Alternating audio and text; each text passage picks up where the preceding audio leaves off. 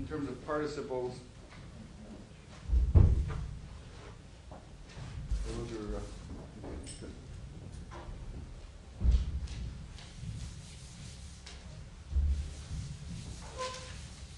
Try writing on this side, might see it better.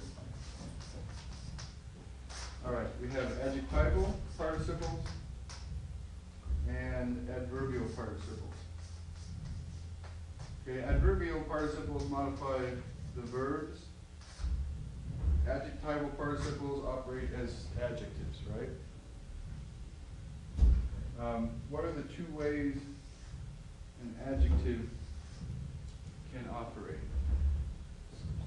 An adjective, okay. Okay, substantival use of the participle, because it's an adjective. Like an adjective, it's used substantively, it's used like a noun. Okay, and it can also be used attributively, because it attributes a quality to a noun, or just like an adjective modifies a noun. Same sort of thing, right? Adverbial participle is going to modify a verb, obviously.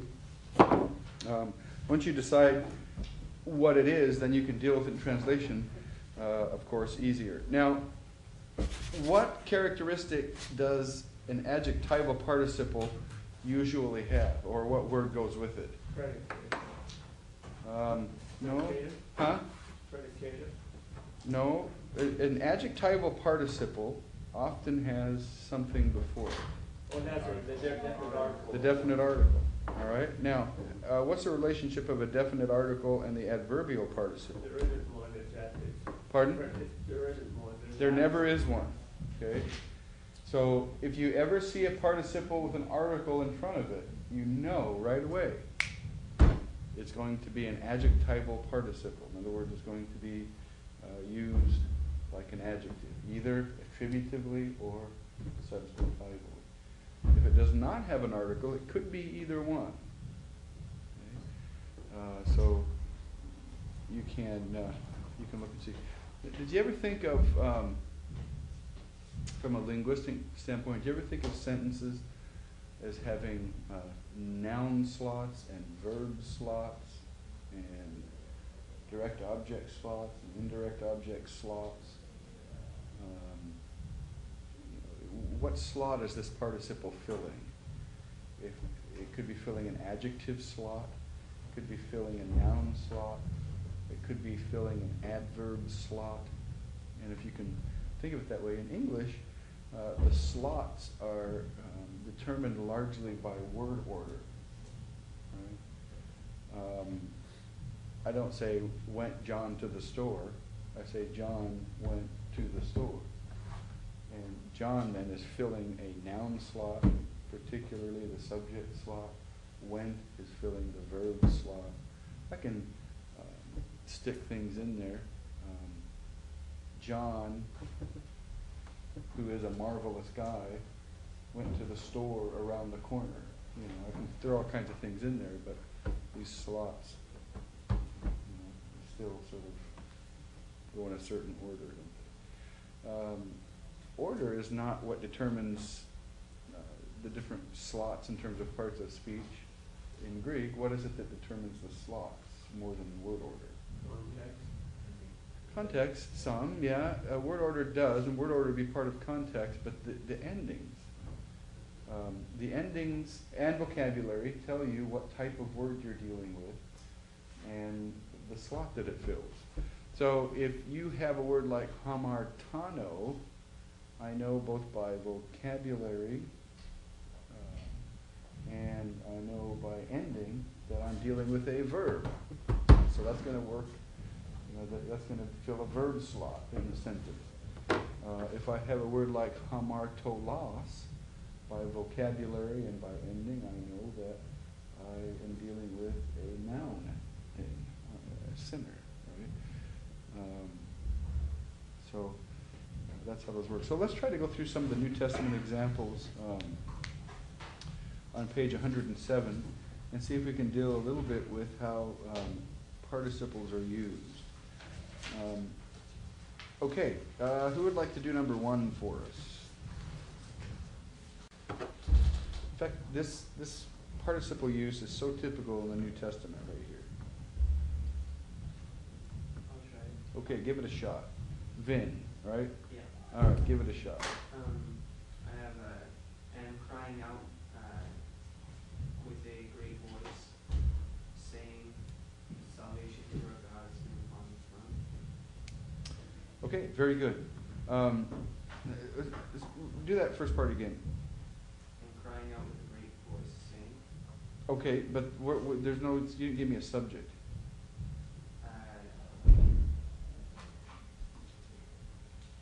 and they, That's right, and they are crying out with a, now when mega is juxtaposed to phone, which it is, often enough in the New Testament, how could you translate that? Now you gave me a good translation of it in terms of just Greek, but yeah, loud, a loud voice. So it doesn't mean with a megaphone? well, you know where we get the word megaphone from these very words right here, right? From these two words. That's kind of interesting. Mega and phone. They cried out with a megaphone. And notice it's present. They are crying out.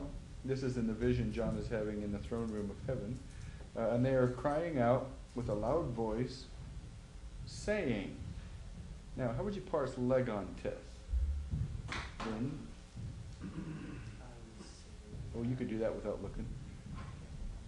But I mean, without looking, except the word. Yeah.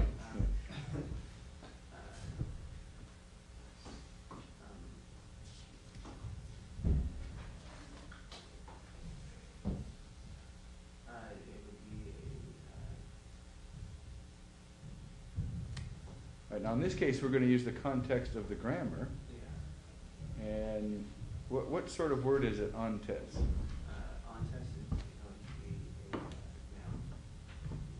noun. On test? On test. Let's use the Oh, con. no, oh, sorry, verb. Huh? Verb. Well, what's it from, first of all?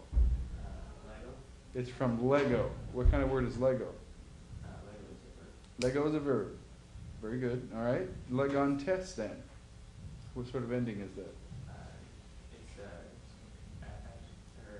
participle. Participle. Okay, good. Now, using the context of the grammar, we've only had what tense of participle so far?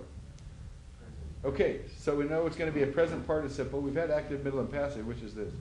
This is active. Okay, so this is a present Active. active participle. Carry on. And then it would be Nominative. singular. Singular. From Lego. From Lego, but there's a gender. Oh. Remember, gender, number, and case. Masculine, nominative, singular. So this is here's how you parse it. Present, active, participle, masculine, nominative, singular, from Lego, I speak. I'm sorry, masculine, plural. Masculine, nominative, plural. You're right. Thank you. All right. Here's what they're saying, and this is in quotes. The salvation, literally, isn't it? The salvation to our God, to the one sitting upon the throne. Anybody like to parse kathemeno?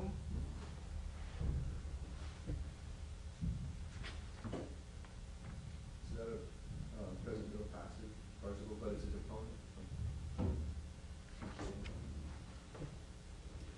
All right. Very good. Is it a dative masculine singular? It is a dative masculine singular. That's right. That's the question you understand. Uh-huh. The phone, megale, that's dative. Mhm. Is Well, it because, it's a dative form. I would call it an instrumental case. that's what I was gonna ask, Yeah. if it was, that's why you used with a loud voice. Absolutely. When you have a deponent, the deponent form, but it has an active meaning, but if it's a middle or passive, does it just, it's not an active meaning in that sense, it's still middle or passive meaning, even though it has been Well, if it's a deponent, you give it an active translation. given an active translation. It just seems like sometimes it's pretty far away from the active, even though it's deponent. But Well, how are we gonna translate that? Well, I mean, that certainly makes it easy. If on it, it has an active meaning, but, it just seemed that questions seem to surround that in the translation of the opponent. Yeah, well, I said in English is active, right? But you can see how sitting, intensely involves the subject of the action intensely involves the subject. If I sit, I'm kind of sitting myself down, right? But in English we don't have a middle, so we have to give it an active translation. Now, one of these participles is an adjectival participle, and one of these participles is an adverbial participle. Which is which? One of the articles will be archive. Okay, so to kathemeno is the Adjectival. adjectival participle. The Legantes is adverbial, and that means then that legantes modifies what?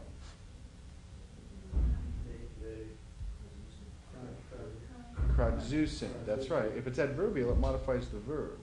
Now, who is actually doing the action in this case? They, the subject of the sentence. So the subject of the sentence is doing the action, but grammatically, it modifies kradzeusen, the verb of the sentence, okay? It's giving you the circumstances of the crying out. They cried out, but it's further defining cried out. They didn't just cry out in a non-verbal kind of way. They cried out saying salvation, right? Now, to kathemeno is an adjectival participle. What does it modify?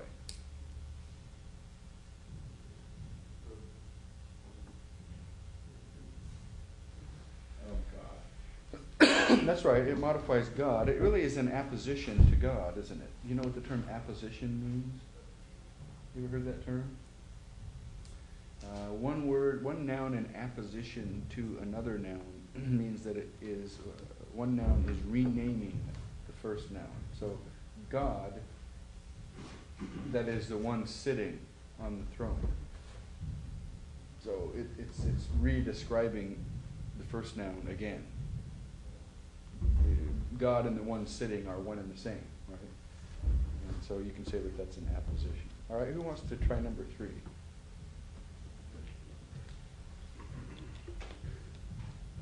But Joseph, her husband, being righteous, not wanting to disgrace her, he wanted to secretly to release her. Okay, very good. In this context, divorce. That's the word for divorce in this context, but you did fine. All right. Let's see. What's the first participle in that sentence? How would you parse it? Is nominative, masculine, singular. All right. What tense and voice? Present participle. That's right. Doesn't have a voice. Present participle. And how would you parse thelone? Present, active, participle, nominative, masculine, singular, present, fellow. Okay. Which one is that? Okay, good. Everybody understand that? Everybody understand that thello can take an infinitive to complete the verbal idea, right? So would you agree with me that degmatisai is an infinitive? So to want to, just like in English, I want to go. Here, I want to, did not want to disgrace her. What tense, by the way, is that infinitive? Aorist. Okay, so that's an aorist active infinitive. Now, infinitives are cool because they don't have any person and number or gender, number, and case or anything like that, right? So present active infinitive. All right, so everybody understand how that sentence is working? All right, how about number 5? This is a little bit of a vocabulary lesson right here, isn't Okay. it? Okay.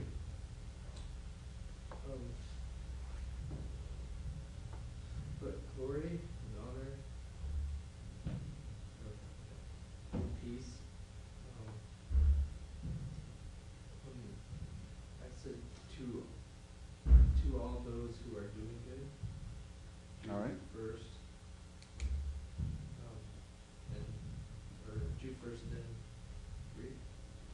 Okay, excellent. Now, this kind of works like English, right? So you can kind of just translate this. And glory and honor and peace to all those doing good, to the Jew and also to the Greek. Now I'm saying the Jew and the Greek to make the English right. There isn't an article here in Greek, right? To Jew, to Greek. This, as it's written, this sentence is lacking something. What's it lacking?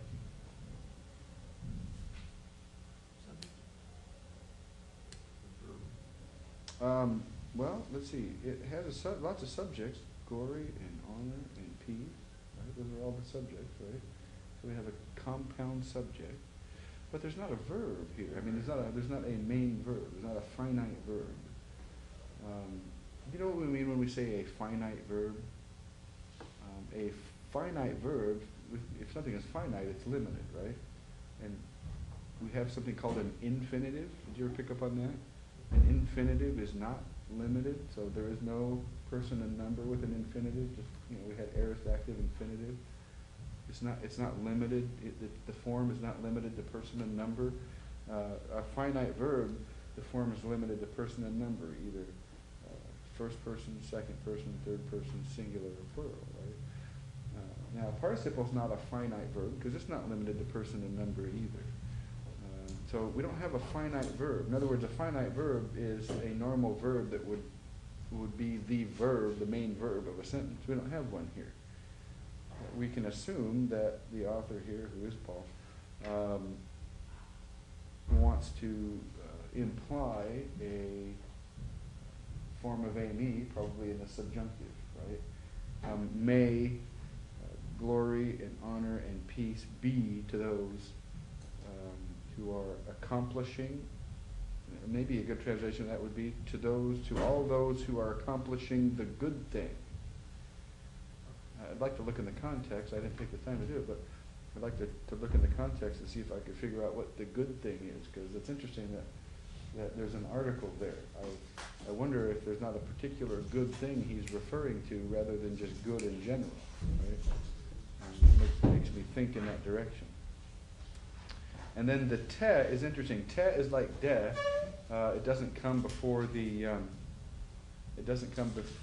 word that it goes with, that you would know. In English you translate it as before the word, but it comes after. It's post-positive, right? So it can't come first in its clause.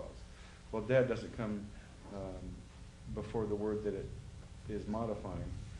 Te kai really is a way of saying both and, right?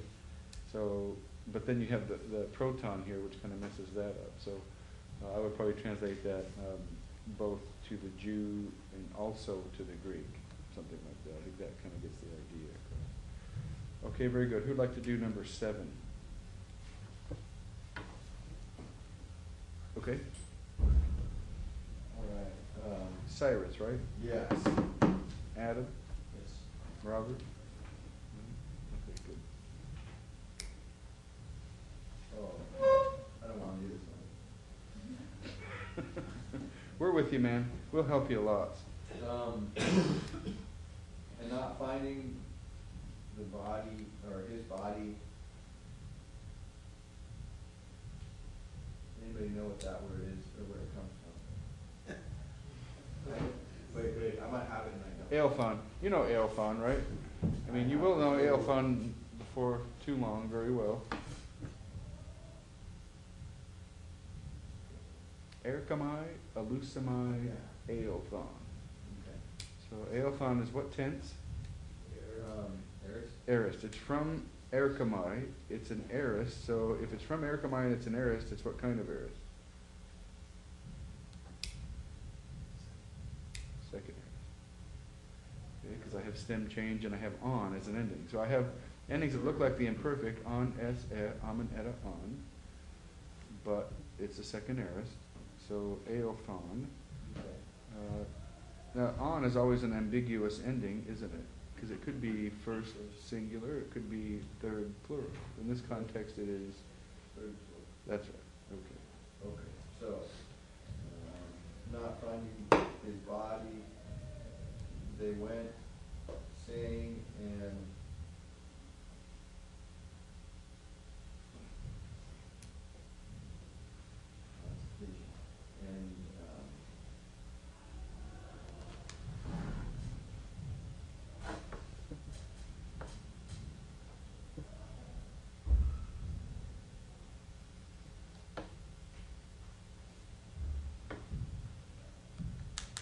and seeing visions of angels.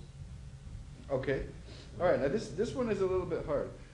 First of all, here's a basic rule of translation that you really need to remember. When sentences in Greek are enough like English, you can just start at the beginning and translate it word for word and probably get the meaning when it's enough like English. But they're not always very much like English, right? And this one is getting a little bit un-English on us. Yeah. Just a little. Not much, but just a little. There's an order at which you should look for things in the sentence. And when you find those things, then that helps you understand. First of all, first thing you want to find in a sentence is the finite verb, the main verb. Be careful because one sentence can have more than one finite verb. Just like we had more than one sentence in the last one, you know, glory, honor, peace. You could have more than one verb. John walked and skipped to the store, right? So you could have two main verbs, or you could have a compound sentence where you have a sentence made of more than one clause, right? So you could have more than one verb for that reason. But in this case, we only have one finite verb. Yeah, the end, Huh? that verb, is that the end or Um, is that the end of the sentence? No, it isn't. It's aophon. And anytime you have, you're using the term indicative, or subjunctive, or imperative. Those are going to be finite verbs. Infinitives, by definition, infinitive, right, is not a finite verb. Participles, not finite verb. They're verbals, but they're not finite verb. So I'm going to look here first for the verb, then second I'm going to look for the subject, see if a subject is expressed for the verb. Now I know that a subject is not always expressed for the verb, right? But if I'm going to find a subject expressed, it's probably going to be in what case? Nominative case, exactly. Well, I look here and I do not see a subject expressed, do I? Excuse me. All right. However, I do get a little bit of help in trying to determine what the subject is when I look at the participle, legusai. I don't know what that is yet, but I know it's a participle. I know it's from Lego, and usai I know is a feminine ending, and it's plural. Now, I can probably surmise that legusai, because it's nominative, plural, probably the subject of the sentence is doing the action of that participle. And since it doesn't have an article, I might guess that it's an adverbial participle modifying aophon. So somebody came saying. And that somebody is going to be plural and feminine. So they came saying. So I want to find the finite verb, 3 steps. I want to find the finite verb, I want to find the subject, and then I want to locate modifier. Okay? So I've already located my modifier as a participle. So they came saying, now Kai, I want to look for another participle. They came saying and doing something. But I look and I don't see another participle. So I'm going to try a different translation besides and. I'm going to try even or something like that. All right, so now I can kind of work with these words. Vocabulary issues. Hoptasion would be a vision of angels. Okay, so and not hurusai. Okay, well that looks pretty similar to legusai in ending. So I bet that's a participle. What's it from? Well, Heurisco. But I'm not seeing a lot of that heurisco there, right? All I'm seeing is the first three letters of it. So if I got my principal parts chart out and looked at heurisco, I would find that the aorist principal part of heurisco is Huron, isn't it? Right? Am I right about that? Somebody say I'm right about that. You're right. Yeah, I believe I am right about that. So this is what kind of aorist then is this? It's First or second aorist? Let's go with first. Okay, 50% chance? You got it wrong. How about How do I know it's a second aorist? Because I have a present looking ending here, right? And besides that, I know that the aorist principal part is Huron. When the aorist principal part is Huron, I have stem change and imperfect looking ending. By definition, it's a second aorist. So a second aorist is going to take present looking participle endings. I got to get my endings from the present system, right? I don't have an imperfect participle, do I? Never will. They don't exist. So in participles, if I have a second aorist, I got to use present participle endings. Aren't you thankful that they didn't think of totally different second aorist endings? See? So we already know those. But I know I don't have a present here because I don't have heurisco. I don't have the whole stem. I have stem change. So here's the thing. If you have stem change with present participle endings, you know you have a second aorist, right? Or something else. I could have been a perfect, but that's not the perfect principal part. Okay? So that's an aorist participle. So so I'm going to translate it. And after not finding, now that's not a derivative idea. It's just that maybe it's better to say after they did not find. Maybe that's a better way to get the aorist idea across. After they did not find his body, they came saying even a vision of angels. Okay, now I got to deal with this weird word, heorakenai, at the end of the sentence. Okay, it's from harao. What principal part is it? Okay, it's perfect. It's a perfect principal part. Now, can I? No, I cannot. What is can I? infinitive. Yeah, it is a perfect infinitive. Very, very rare, relatively speaking, rare in the New Testament. But here I have a perfect infinitive from harao. So, how would you translate a perfect infinitive? To have seen. Okay. So, they came saying even a vision of angels to have seen. Could you say even to have seen a vision of angels? That's better English. Now, in this case, I can make it even better, lego, to say, but very often in the New Testament, you can make it sound good in English by using the word claim. Claiming. In 1 John, you'll see that a lot. If anyone claims to have faith. So here, if I translate again, and after they did not find his body, they came claiming even to have seen a vision of angels.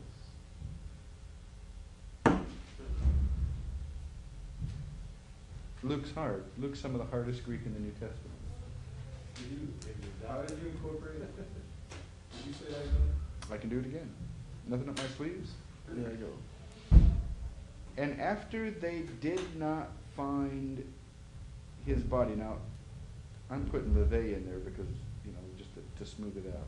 What would the after? After comes because it's an aorist participle. After you haven't had aorist participles yet, so I don't know what. How about in not finding? That's what I put. Yeah, that's Yeah, what not finding? That's perfectly fine. After not finding the body, because it's aorist, you can throw in after.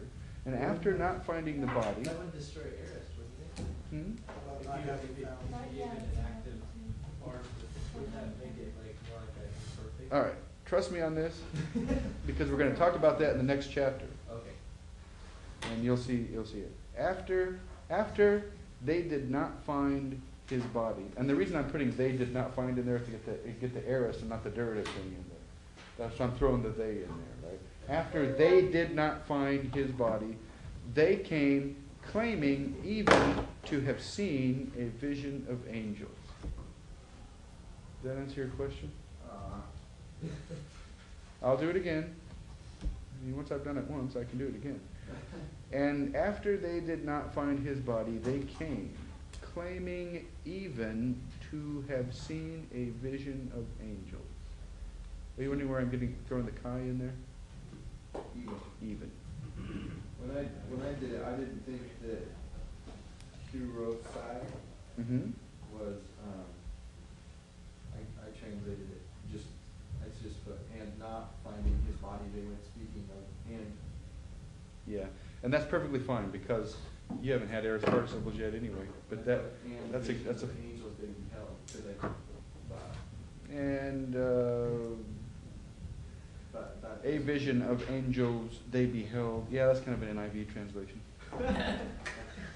Good job, all right. Now, they were claiming to have beheld a vision of angels. Claiming. On the next page, the word Kurusai is instead of having. Oh, did they give it to you over here? Yeah. No, having found. You're not supposed to know yet. Jerusalem. That's kind of weird. Having found. That almost sounds perfect, doesn't it? Having not found. All right. I didn't get it. Oh, well. I You understand it now? Yeah. more so, absolutely. All right, very good. Any questions on these things then? Completely.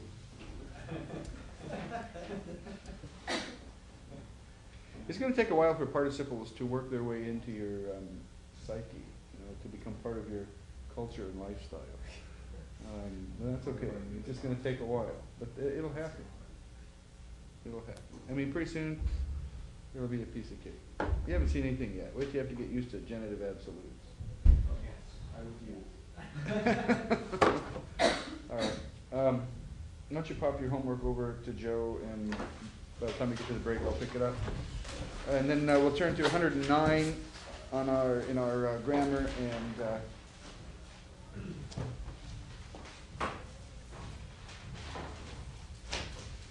we have some new vocabulary here. This is good stuff. Last week, meant that this week Tamara spilled a coffee on my face. So, that's not good. Both ways, it was not my fault. For a second, it took me back to reading old parchment, so it's kind of cool. Don't be sitting on the floor while people walk. You're antiquing your Greek assignment, which is good. Okay, 109. Isn't it always exciting to get more vocabulary? I like it. We glossed over a little bit. We didn't talk today more about third declension nouns, right? Are you dealing with those okay? We're not, because I'm assuming that you've got to know those third declension endings to deal with the participles, which is kind of cool. My head's completely out. Well, that's good. I've been studying this Greek all day, and I don't know. That's not a bad thing. Figure out what it is. That's not a bad thing. You know, the trick to really surviving Greek class is being able to sort out what you need to grab and what you can just absorb, right? A lot of the stuff I'm saying to you, you can just absorb, and you don't necessarily have to grab it. I'm trying to help you know what you need to grab. Vocabulary, you got to grab.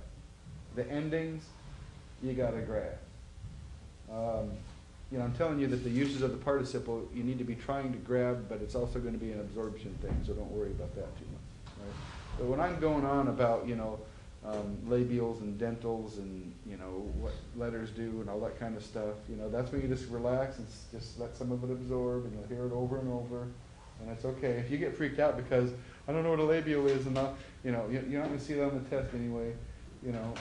By the time we get to the end of the class, you might know what it is. If you do, all the better. If you don't, you can still read your New Testament. Probably it'll be okay. So, try to absorb what you can, even in the midst of numbness. And, you know, I'll try to let you know what you have to grab. And we'll try to repeat stuff a lot for you, like, you know, how to attack a sentence. How do you attack a sentence if you're translating it? Now, first thing you try is just, you know, start in the beginning and see if it'll work, right? Because if it does, you know, you're in clover, you're good to go. But if that's not working, then the fallback position is what? Verb. Look for the finite verbs, verb or verbs, right? Look for the subject, see if it's expressed, could be within the verb. Modifiers. And then start sorting out the modifiers, because the rest of the sentence basically will be modified. If you can't find the finite verb in the sentence, you're pretty much toast. But if you can identify the finite verb, you know, then you've got a starting place. You start to read Ephesians 1 and you start at verse 3. You know how many finite verbs there are from, if I'm remembering this correctly, I think I am. You know how many finite verbs there are from Ephesians 1:3 to verse 14? 2. I think there was one. It's one whole sentence. It's one whole sentence. So when you find that, and I don't. In fact, it might not even be an expressed verb. It might be not even expressed in the text at all. So that's pretty odd. It's a run-on sentence. It's a run-on sentence. It would not have been graded well in a high school English class. But, you know, it got in the Bible, so it can't be too bad.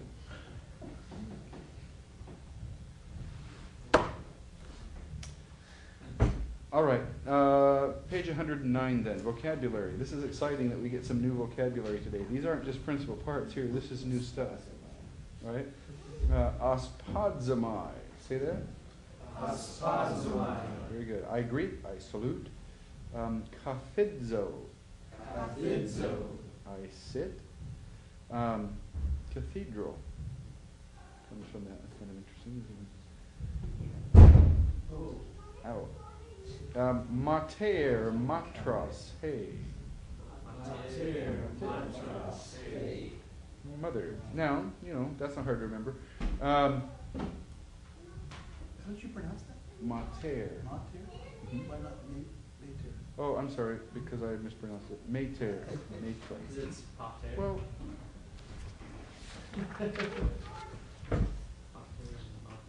I'm gonna have to look at it. I thought it was mater as well. Maybe I just have that wrong all my life.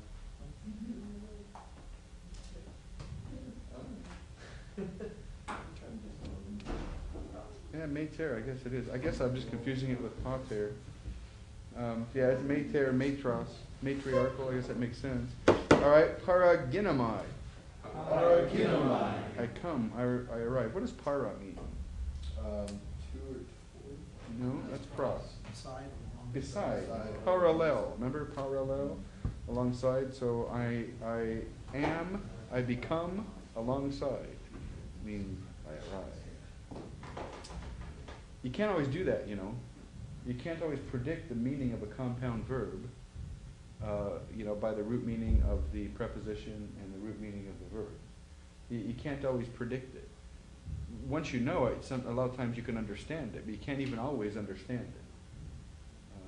Usually you can, though. But in any case, that's a good way to remember it. Paraginomai, I know what para means, alongside, ginomai, and that would probably trip in my mind.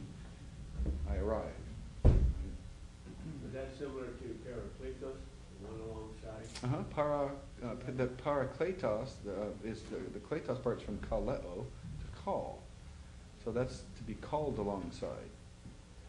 Usually translated comforter or something like that. Like what the Holy Spirit would mean? That's right. I have in my mind somebody who comes alongside and puts their arm around you, and somebody, you know, to strengthen, to guide, to encourage, that kind of thing. All right, paralambano. Paralambano. I receive, I take along. Pater. Pater. Patros. Father. Paternal. What declension is mater and pater in? Third declension, that's right. That's why you get the genitive form right there. Watch it, patros, matros, looks like a nominative singular in the second declension, doesn't it? But they're genitive. And of course, matros is genitive feminine in the third declension. Pus, padas, ha. Who's padas ha. Foot. What declension is that? Third. That's right, third. Sabaton. Sabaton. Sabbath. Now what declension is that? Second declension, very good. Synagoge. Synagogue. Synagogue. Now synagogue is just a transliteration of that word, isn't it? It means a gathering. Well, it's from soon and ago. And we have a verb, synago. Have you had that yet? Yep. Which means? Gather together. Gather together. So a synagoge is a place where people get gathered together.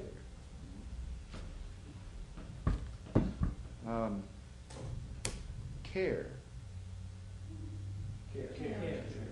Keros. Care. Keros. Hand. Obviously that's third declension as well. All right. Questions on the vocabulary? All right. Now look at all those endings. I mean, when you just glance over all of those endings, and you know you're gonna have to memorize all those endings. But the news is very, very, very good. Because look at those endings a little closer. Just looking at them, sigma alpha, what tense are they? Aorist. They're aorist tense. Sigma alpha, typical of the aorist. Sigma, tense indicator. Alpha, coupling vowel. Aorist, right? And these are virtually the same as the present endings, except they're formed like aorist endings would be formed with a sigma alpha. So instead of own, I have a sauce. Right? Remember how we talked about how the nu, tau, sigma thing all work together? Right? Because that's really the ending for the first participle ending, right? Omicron, nu, tau, sigma, aunts, but you can't have the tau and the sigma together. You know, so the tau drops out. Now you can't have the sigma and the nu together. So the sigma drops out, and because so much dropped out, you lengthen the omicron and make it ohm. Right? Same kind of stuff happened here, it just happened a little differently. Instead of the nu remaining, the sigma remains, and you have this sigma. So sauce, santos, santi, santa. I could probably give you 1 minute to study these and then quiz you, and you'd know these if you know the present endings, right? All you have to remember is sauce, santi. You know, you have to remember son and the neuter. Sa, I mean, that's like falling off a log, isn't it? Sigma, alpha, sigma with the regular first declension endings, and it goes alpha, eta alpha again because a sigma comes before the ending, just like doxa and glossa, right? So that's a piece of cake. Santes, santone, saucy, santos. Would you not agree with me that you already know those? If you know the present active indicator. And then when you get to the middle, the aorist middle participle, same exact thing. Samanos, samanu, samano, samanon. I mean, you know, you almost begin to feel like you're being gypped, being charged so much for this class. It's getting so easy.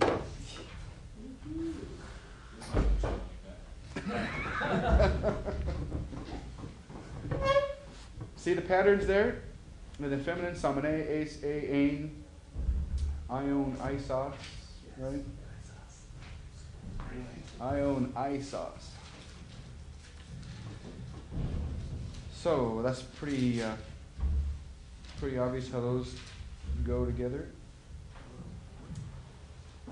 Second aorist active participles. Interesting stuff here. I mean, this is so exciting, it'll keep you awake at night. The declension of the second aorist active, or it'll keep you awake for other reasons. The declension of the second aorist active participle, idon, idusa, idon, having seen from adon, the functional third principal part of blepo is as follows. Blepo or horao, opsami, adon. All right, what has happened here? Second aorist. I already told you, second aorist participles get what kind of endings? Let's go with present. Present endings, that's right. And I just have the stem from the aorist principal part, right? But what is an aorist active indicative going to have that an aorist active participle is not going to have? That's the $1,000,000 question. The augment, that's right. So I've got to take the augment off. Now remember our word aophon? Okay, that's a second aorist, right? What if that were in a participle form? And you'll see it in a participle form. What would that look like? Huh? No. Aophon goes to L-phone. Why did it go to L-phone? Because I took the augment off. I unlengthened the first vowel to unaugment it. Because augment only occurs in the past tense of the indicative mood. Is a participle in the indicative mood? No. So will an aorist participle have an augment? No. So what has happened to adon? Well, the epsilon drops out because that's the augment, and you get idone. Idontes. See, now here is where you have to relax. So everybody just kind of move your shoulders around and relax, okay? And just let that sink in, because you're just making application of things you already know, right, in a new way. And so you just have to relax and remember, oh yeah, I know that the augment only occurs in the past tense of the indicative mood, and I know that a participle is not in the indicative mood. So a participle is never ever going to have an augment. Participles work just like indicative mood verbs in the second aorist. Just like in the indicative mood, I have a second aorist, I have stem change, and I use endings from the present system. In a participle, I have the same stem change and endings from the present system, the present participle endings, but I just don't have an augment there. I can't have an augment, right? So all I have to do is just sort of relax and let that sink in, because that wants to sink in, you know? It's kind of like water that wants to soak into the ground. But if you tense up, is it going to sink in? You can't tense up. Stuff doesn't sink in when you tense up. If the ground would tense up, the water couldn't sink in, you see. So you just have to relax and let that sink in, and you'll be all right. Second aorist participle. What a great way to learn Greek. Just have to relax. Go to sleep on our books. Yeah, just fall asleep on the book. Yeah. So if I said, let's quiz you on the second aorist participle endings, you would say, yeah, let's do it. That's a great quiz because they're the same as what? Present participle endings, which we already know. We already know those stone cold, right? So that's a piece of cake. Piece of cake. So we don't have to have a quiz next week? Not on these things. You know, on the aorist ones, they're a little different. You know, we'd have to have that quiz, but not on these second aorist endings. That'd be a waste of time, wouldn't it? Yeah.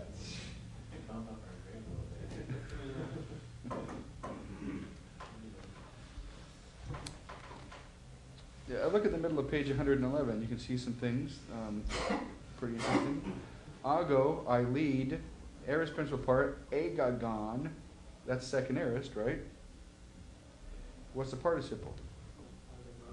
Agagon. So you have unaugmented it, and I've put present looking. I say present looking because they're really aorist, but they look like the present endings. They're second aorist participle endings, right? All right, so blepo or harao. Adon goes to idone. Erkamai, aophon, elphone. See, I'm not just making this stuff up. Lambano, elabon, labone. See what happened there? Everybody understand how you go from lambano to labone? Stem change. Take out the augment. Put on present looking participle ending, and you're good to go. Lego, apon, apone. What's interesting about that? You'd think it would be ipone, but it's not. For some reason, it sticks like that. Maybe it is because, and I'm only guessing here, but maybe it's because the stem of apon is ape, And how do you lengthen that for an augment? You can't. It's already long anyway, right? 8 as a diphthong is already long. And so maybe the augment just doesn't show. So when you unaugment it, it looks the same because the stem is 8. And that's probably what's happening here. So you still have a poem. Or it could be that, you know, the people speaking Greek just didn't like the sounds of ipon, so they kept 8. That's possible too. But I would guess because of that the stem is 8 instead of ip. Make sense? All right. Second aorist middle participles. Guess what? Amenas, amenu, ameno, amenon. Piece of cake. But what are you going to have? What are you going to have? How would you distinguish this from a present participle? The epsilon. I have stem change. And in this case, with genomai, it goes to gen. Egenamain, remember? But I take the epsilon off the front of it, and I'm left with genomenos. So, genomenos is a present participle. Genomenos is a second aorist participle. You just have to watch the details.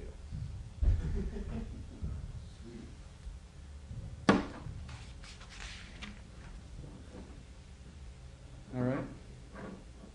Now, let's look at page 112, the syntax of the aorist participle.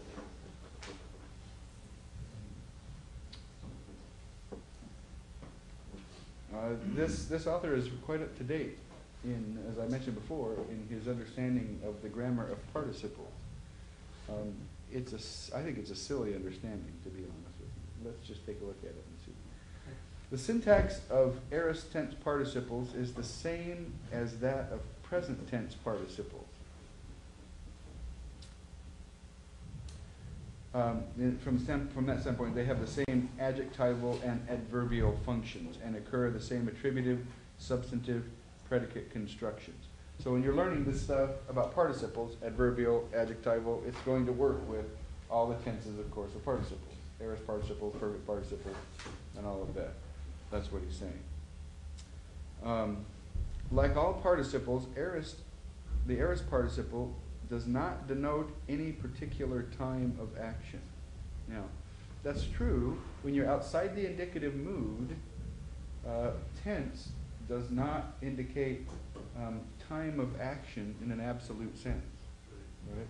In the indicative mood, secondarily, the tense indicates time of action, past, present, future. Primarily, it indicates kind of action, either durative action, or punctiliar, or undefined, or aoristic kind of action, or perfective kind of action, those three.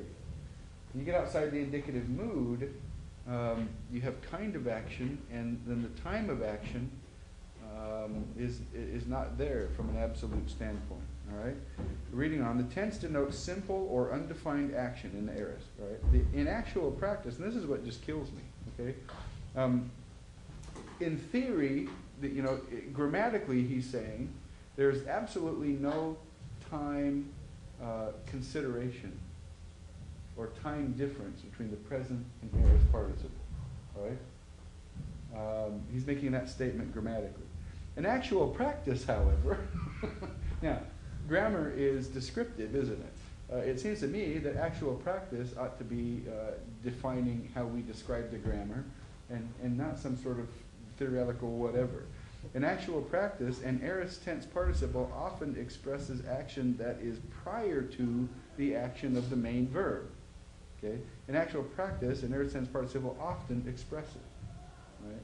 Now, he goes on to say, it's not unusual, however, for an aorist tense participle to denote action simultaneously with that of the main verb. For now, attributive and substantive participles should be translated with the relative clause, the one who, or the thing which did or had done something. An adverbial participle is either with a provisional English participle, having done such and such, or a temporal clause, if this seems suitable, when or after she had done such and such. Well, the silliness is saying that there is no time significance to a participle. There is a time significance. Now, can a participle be used in a way that violates that typical time context? Absolutely. But most often, when you see an aorist participle, the aorist participle describes action that happens before the action of the main verb. Most often, when you see a present participle, it describes action that happens concurrently with that of the main verb.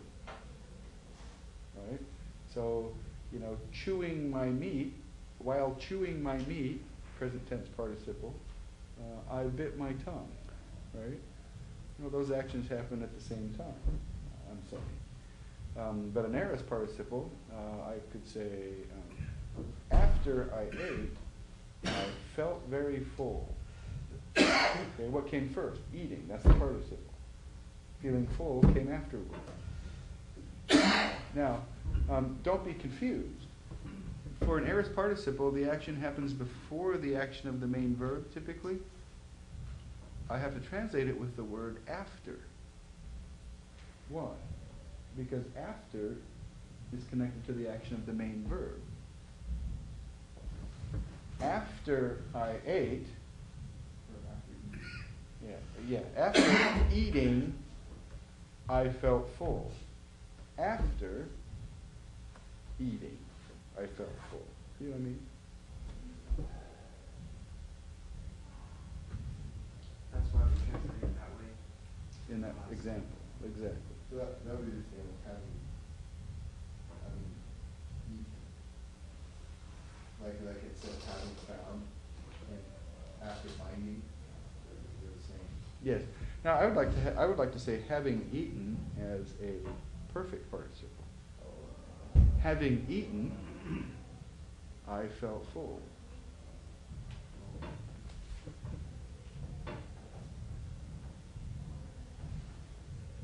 So there you go. Do we have to bring those to Which? perfect participles? Oh, they're coming. But they're just as easy as the arrows in terms of the ending. It's not hard. Okay, so let's take a look at some of these examples on 112. When he had said these words, the prophet went out of the temple. Now, think about that. See, his grammatical perspective here is causing him to translate this, when he had said these words, the prophet went out of the temple. And that's not so bad, is it? But don't you think he left the temple after he said the word? And it is an aorist participle there. So couldn't you translate that, after he said these words, the prophet left the temple? The prophet left the building? The prophet has left the building. Well, these are just made up examples anyway. Right? We fled from those men, for they had received an evil spirit. We fled from those men, receiving an evil spirit. Now, what does receiving modify? Well, those men. It's the same gender number in cases, those men. And notice he puts 4 in there. We're going to talk in the next chapter about the different uses of participles. And that's why you do that. Third example, here we go. After she greeted the church, my mother began to preach good news. I don't know what denomination that is. Wherever those notes came from, the original. All right? So, any questions about this sort of stuff that we're looking at here? So we can do the odd numbered ones of the practice and review. We can do the odd numbered ones of the New Testament. So we can talk about We can, yeah, thanks. We can do the first one of the English degree. Yeah, thanks for backing me up. Let's talk about the genitive absolute. The genitive absolute is a great one because you'll look at it and not be able to do it, not be able to translate the sentence, and then pretty soon it will hit you.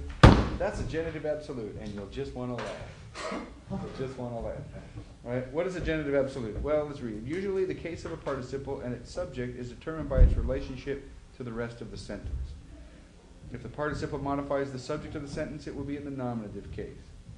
If it modifies the direct object of the main verb, it will be in the accusative case. You understand that, right? Depending on what slot it's filling, right? But sometimes the participle and its subject are grammatically independent of the rest of the sentence. That's where the absolute thing comes in. It's absolute. This construction is absolute because it is not grammatically connected to the rest of the sentence. It's called a genitive absolute. Guess why? Why is it called? Yes, that's why it's called absolute. Why is it called genitive? It's in the genitive case. Okay. Now, please note that although it is grammatically unconnected to the sentence that it goes with, it is certainly logically connected to the sentence. Okay, that's why it's there. If it were not logically connected to the sentence, it couldn't be there. Right? It would just be gibberish. So it's logically connected to the sentence, but it is not grammatically connected to the sentence. It's a genitive absolute. An English example would be, the weather being nice, we went to the park. In Greek, such a construction is written in the genitive case and is called a genitive absolute. Example, while the woman was speaking these words, the child cried out. So the sentence would make perfect sense, and other constructions can work this way too, but the sentence makes perfect sense if you take the whole genitive absolute phrase off of there. The woman speaking these words, take that all the way off there. The child cried out. That's a complete sentence, isn't it? The child cried out. So what you have is a participle in the genitive, okay, leguses, and then the quote-unquote subject of the participle. It's not really the subject, because it's not a finite verb. But the noun doing the action of the participle is also in the genitive. So you have leguses, taste, gunaika. All of that in the genitive. The woman speaking. And you may or may not have other stuff with it. Here, you have the direct object, the words, and then you have a modifier of the words, these words, right? You wouldn't have to have the rest of that. You could just have the woman speaking, the child cried out. Okay. But you may also have some other stuff, because participles get to have direct objects, right? And stuff like that. And because it's a genitive absolute, that's why it puts in the while. Well, while, again, is interpretive. Literally, it is the woman speaking these words, the child cried out. Now, to make it good English, we've got to interpret it a little bit, right? So, is it going to be while? And if it were aorist, I might translate it after, right? After the woman spoke these words, the child cried out. By the time it gets into English, it is grammatically connected, right? Because I don't have a genitive absolute in English. So the while, if I just say the woman speaking these words, the child cried out, that's not really great English, is it? The weather being good, we went to the park. Well, that works a little better, but that's the same sort of thing. So if I say, while the woman was speaking these words, the child cried out, then that's better English. I've connected it grammatically in English, but I've interpreted, right?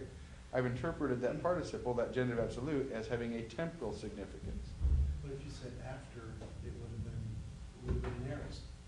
Yeah, if it's aorist. Right? But I could interpret this as a causal participle, as the reason the child cried out.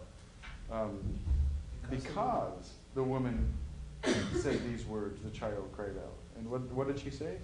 Wait till your father gets home. Or, you're going to have a spanking. Because the woman said these words, the child cried out. It could be that. How do I know? Context. Right? So It could be a lot of different things. will the genitive absolutes be in every kind of different participle? Yep. As long as it's in the genitive. Yeah.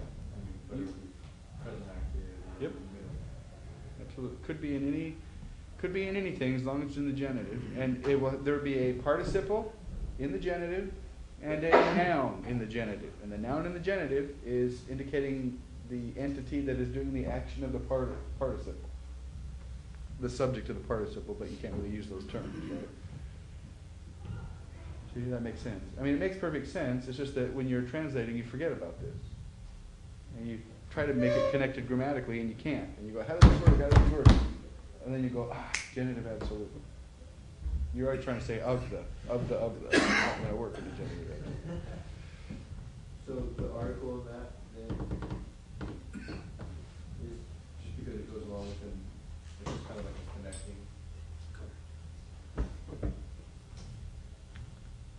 Wouldn't have to have the article there. All right. Does that make sense to you? It does show a type of possession which would belong to the genitive case. I mean, if you think about it, that's kind of belonging to relationship. The genitive case is one of possession. Well, possession is a typical use of the genitive case, but possession is not the only, and it may not even be the root idea of the genitive. Probably the root idea of the genitive is one of relationship. There's some sort of relationship between. And I'm not talking about, a personal relationship necessarily, but if this is the book of me, then this book is somehow related to me. Right? But there are all kinds of uses of the genitive. Here, it may be just that the genitive got picked because they needed a case for it that wouldn't be too confusing. And there, you do see nominative absolutes, but that's much more rare, very rare. And that would be a lot more confusing to see a nominative absolute, wouldn't it? Now we're confusing with the subject of the sentence and everything else. Okay, good. Any questions? So typical homework structure then, and we'll look at lesson 20. We're going to have lots of time to read tonight. That's going to be good. I noticed in the syllabus, I have a copy of somebody's syllabus in here, by the way. I noticed in the syllabus that in these 2 Greek classes, we're supposed to be going over 1 John. I need to check on that. Well, we're going over 1 John in our reading class in summer. How do we know that? Because we don't have to. You could, Is he supposed to be? Yeah. That's about that. Huh? That's what Dr. House said? Well, I just want us to be doing what we're supposed to be doing, because the syllabus did say we're supposed to be reading 1 John in the 2 Greek classes, of which we're doing the second. They probably work that. I mean, it sort of makes sense because Dr. Derrickson's done a lot of work in First John. Yeah. So, Has he? yeah. So I mean, he Dr. probably Wilkes. would. Oh, did he probably really? has to. Oh.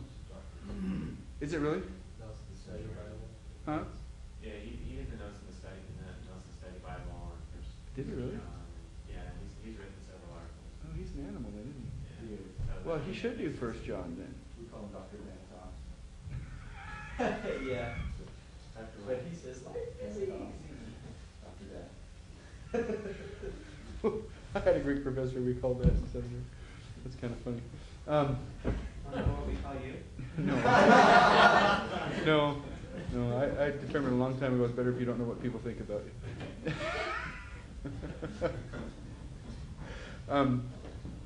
All right, then we'll carry on with what we're doing and leave 1 John to say his name again. Dr. Garrison? Derrickson. That should be that. I had his email address. Okay, that'd be fun. Yeah. All right, let's look at lesson 20 then. We're going to even get into some nuances. Don't you love to get into nuances?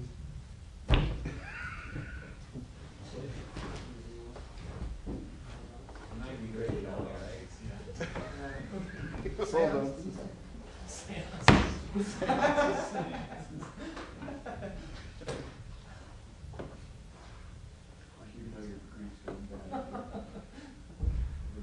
So aorist participles, huh? That's not too bad, is it?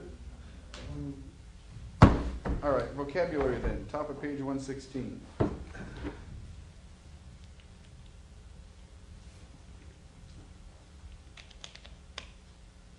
All right. Hagiadzo. I sanctify or consecrate. Gnoridzo. I make known or reveal. Euangelion. Good news, gospel. You know what? Angelos means angel or messenger, right? And here we have the prefix epsilon, upsilon, u, which means good, right? So here we have a good message. Good news. And it's good to remember that, isn't it? Because we can be kind of negative in the ministry, and we can be negative in preaching. Can't you be negative in preaching? You ever have that struggle? You know? Tell everybody what they're doing wrong all the time, and forget that we're supposed to be preaching good news. you know. Well, you know, it's a good thing. It's a good thing, you know, tell everybody what they're doing wrong, because the good news is they can change, but still. I think you're getting those notes to help straighten. Yeah. Cyrus sits there with the paper, good news. I'm not really, but maybe this up. Thura. Door. Tidzo. I create. Toofloss. Blind or blind person. Fulake. Prison. Watch. Guard. You won't forget that one, will you? Whoa! I just read that parentheses. Charizomai. I graciously give or forgive. Charis. Caritas, hey, so it's third declension. Grace, favor. So note the accusative singular form is usually charin, so it's a little bit different there, right? Okay, aorist passive participles. This is another relaxation moment. Face, thentos, thenti, thenta. So, you know, face is a little bit weird, but once you get face, thentos down, then thesa, theses, thesa, theson, then, thentos, thenti, then. So theta, which is just typical of the aorist passive. Aorist passive indicative, theta eta, right? And here we have it unlengthened, so it's theta epsilon. So theta epsilon hooked to the same basic endings as I had for my present active participle, right? So I've gone from sos, santos, sigma alpha, to face, thentos. I've gone from the middle, samanos, right? But these are back looking more like the active endings, only with the passive, aorist passive temporal infix. All right. Note that the aorist passive participle is built on the stem of the sixth principal part. Of course, the syntax of this participle is the same, basically, as the other participles, only got a passive kind of idea here. The tense denotes kind of action, not necessarily the time of action. Well, it does usually indicate the time of action with reference to the main verb. Although this kills me. Although in practice, the aorist passive participle often expresses action prior to that of the main verb. Well, I guess you'll go a long ways to retain a theory.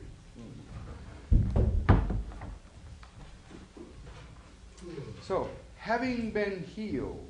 Well, having been would be good for the perfect passive participle, wouldn't it be? After being healed. But it's tough because being almost makes you think of a derivative kind of idea, doesn't it? Well, that's why you're learning Greek, because you really can't usually get a really decent English translation out of it, right? So you got to learn Greek so you know what it really says. I mean, if that weren't the case, we could just go off with our NIV and be happy, right? Hmm? We're not allowed to do that. Not allowed to. You can go off with your NIV, but you can't be happy. You can't be happy without your Greek New Testament. That's what makes you happy. That's what we're driven. That's what we're driven towards, right? Well, speaking of perfect participles, here they are. And look at this. Kos, katos, kati, kata. What do you notice about those perfect participle endings? All right, well, there's reduplication, because reduplication happens outside the indicative mood, right? The augment does not, but reduplication does. So we retain our reduplication. We love our reduplication because that points out right away, in many verbs at least, where the reduplication is obvious, that you have a perfect tense, right? He just said it happens outside the indicative mood? Reduplication does, yes. So that's why we have it here on the participle. Augment does not. Reduplication does. perfect verbals are reduplicated. Whether they're finite verbs, or whether they're infinitives, or whether they're participles, there's always reduplication. Sometimes it looks like augment, but it'll be there. Sometimes you might not see it, but it'll be there. Right? Now these endings, kos is the first one, which you just kind of have to know. But these endings are just exactly like the present active ending, except they add a kappa at the beginning and the nu drops out. Okay, so stuff drops out of the endings of the perfect participle. Now the perfect middle and passive participle endings are one and the same, for one thing, so we only have middle passive endings, right? But on top of that, they're just like our present active middle passive endings, except they do a typical thing for the perfect middle passive form. They have no coupling vowel.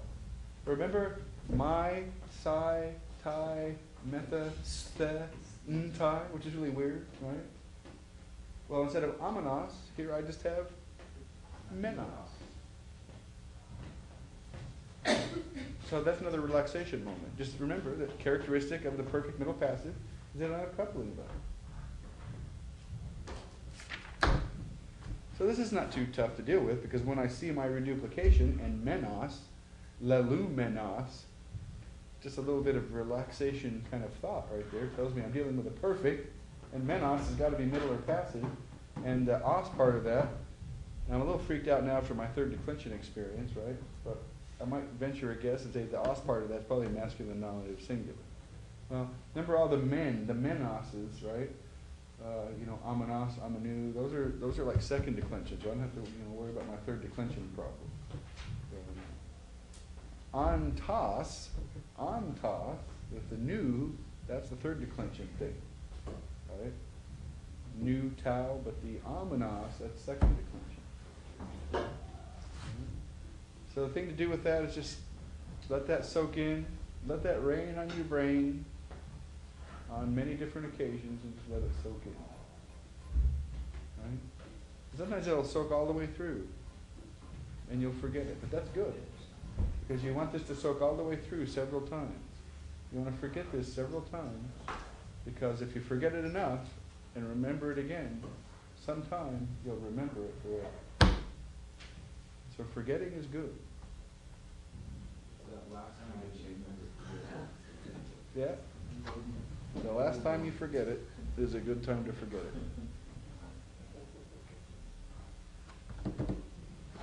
it. All right. Any question about these endings? They're fairly straightforward, aren't they? It's just amazing how the number of endings we've covered, isn't it? But how difficult it would be if they were all very different. But how much easier it is that they all follow a pattern. Imagine if all of these endings started from scratch. I mean, we'd just be toast, wouldn't we? But they don't. I mean, they don't even start from scratch. I mean, we already know the noun endings, right? So that's a good thing. All right. Middle of page 118. The perfect middle and passive participles use the same forms, just as in the perfect middle passive indicative. There is no kappa, but reduplication occurs throughout the declension.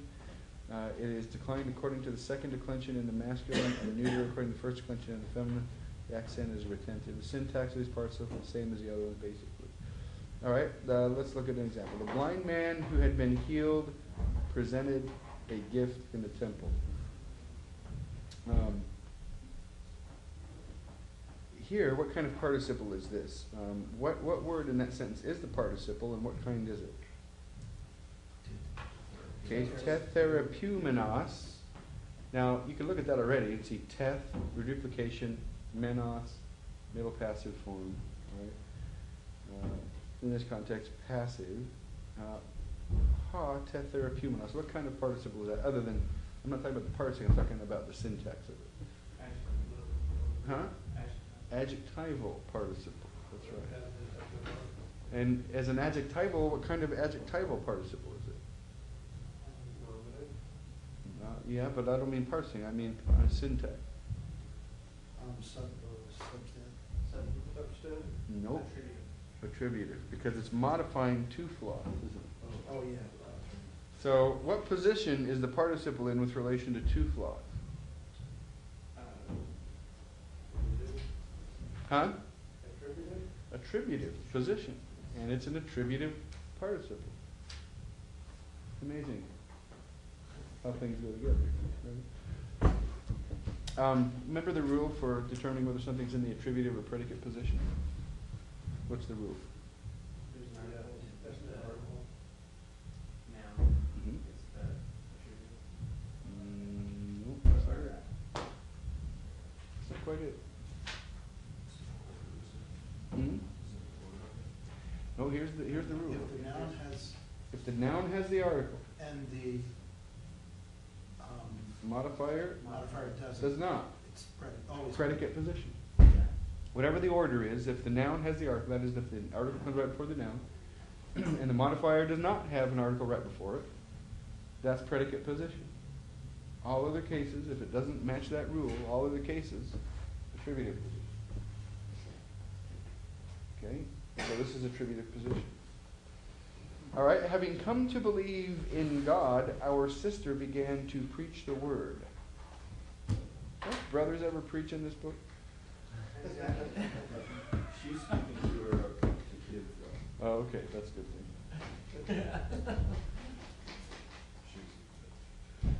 She's speaking notes. All right, pistu quia. Why is it quia? Because the kappa reminds us. The kappa reminds us, and it's feminine, isn't it? That's how we know it's the sister. Well, also adelphe gives us that clue, doesn't it? All right. Pretty much understand what's going on with that? Perfective kind of action. In theory, but in actual practice. Yeah, well, that's where the translation comes in. That's where you take theory to a practical understanding. Okay, periphrastic participles. Periphrastic. Take that word apart for me and see if you can kind of. Multiple phrase. Periphrastic. Around the phrase. Okay, phrasing around something, right? So instead of saying something in a straightforward kind of way, we're going to say it in a way that kind of goes around the barn. Okay? So a periphrastic is simply a participle and a form of ami working together as a unit. So,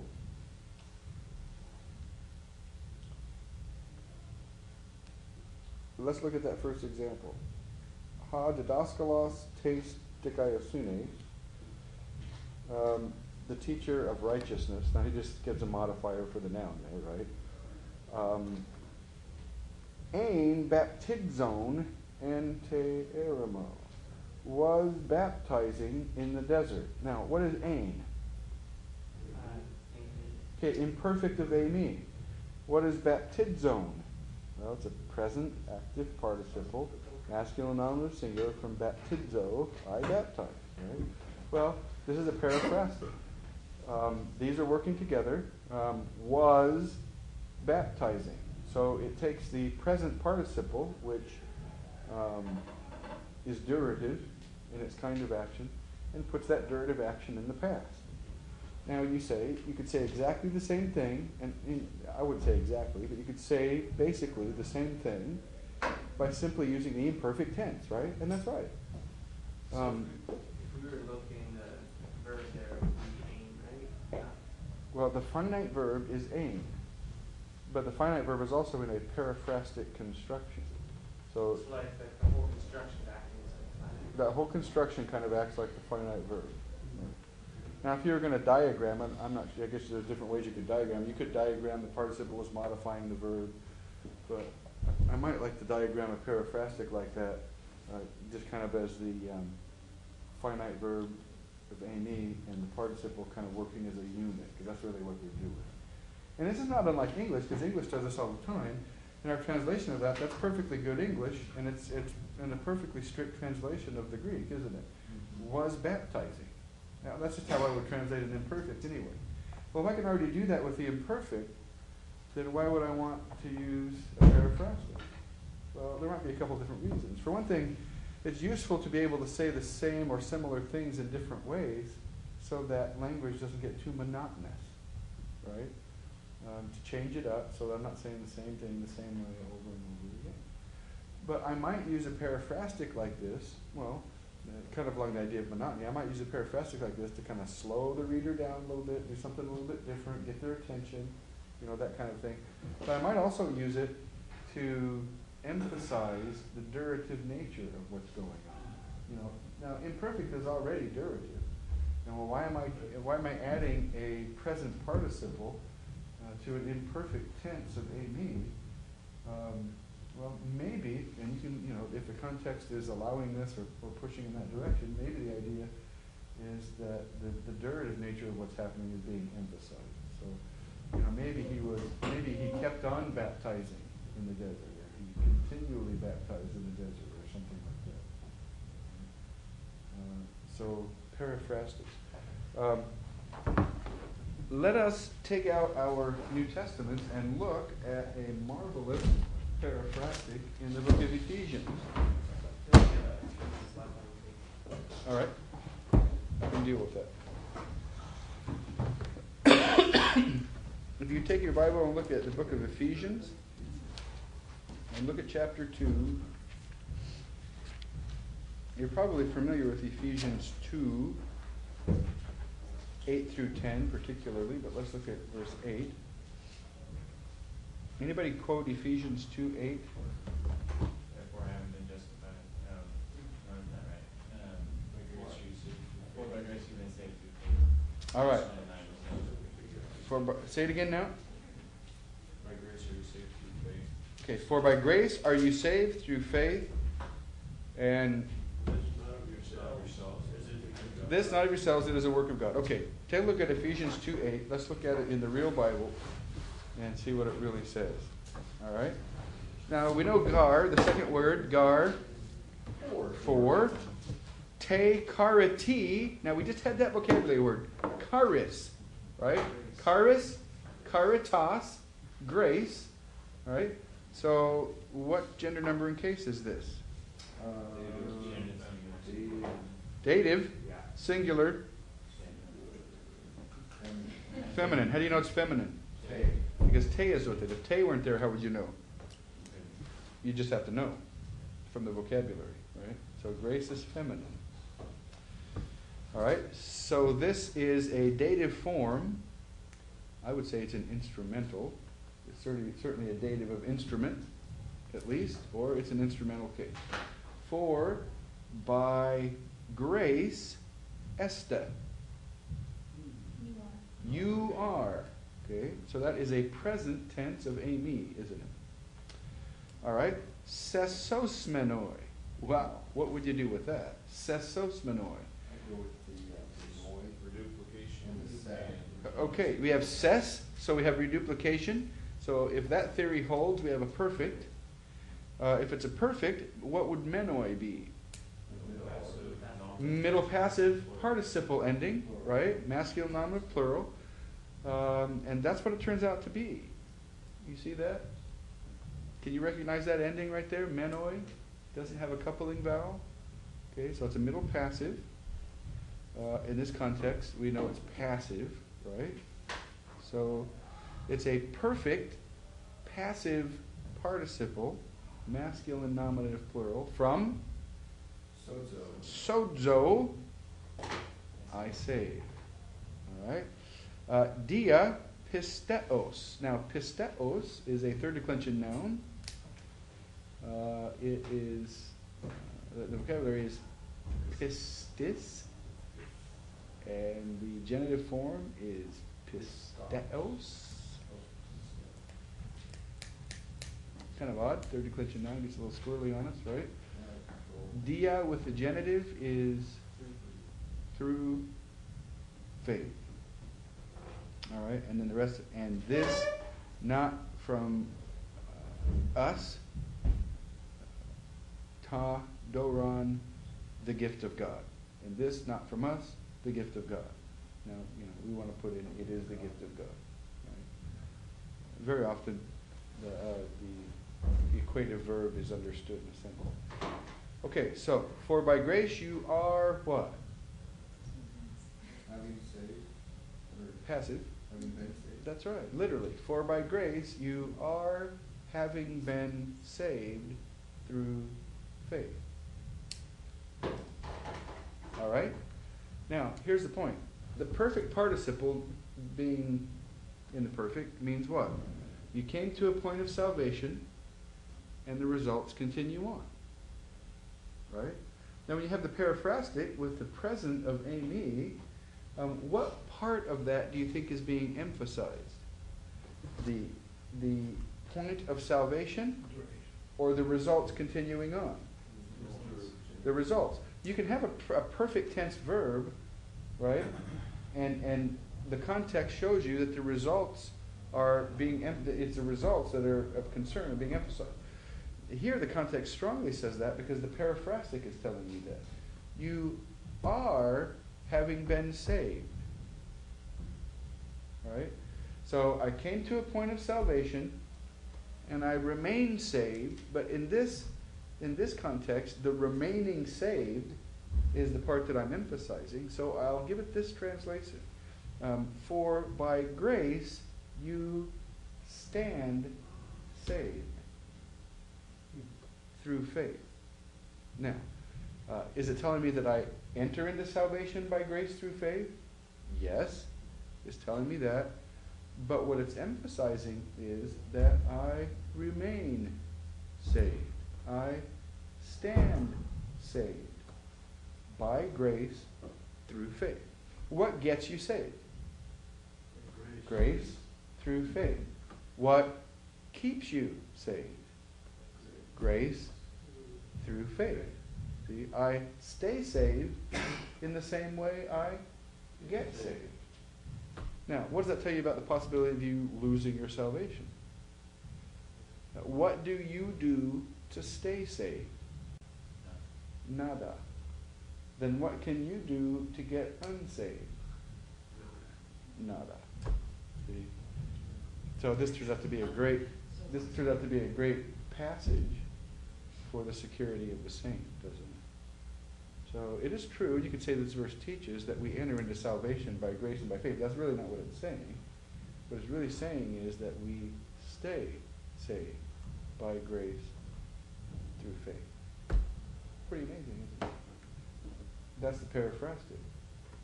Pushing me to understand the perfect in a perfectly, forgive the pun, in a perfectly normal kind of way. Many times perfects are understood that way in the New Testament. But this periphrastic is emphasizing that and telling me for sure, focus on the result here, not on the initial action. So then the next verse really highlights the truth that was emphasized, that you stay saved not by works. Yes, that's right. Not of works in order that anyone might boast. So, yeah, I enter salvation by faith through grace, but I stay saved also, and not by works. For we are his workmanship created in Christ Jesus. Look at that, epi, on the basis of good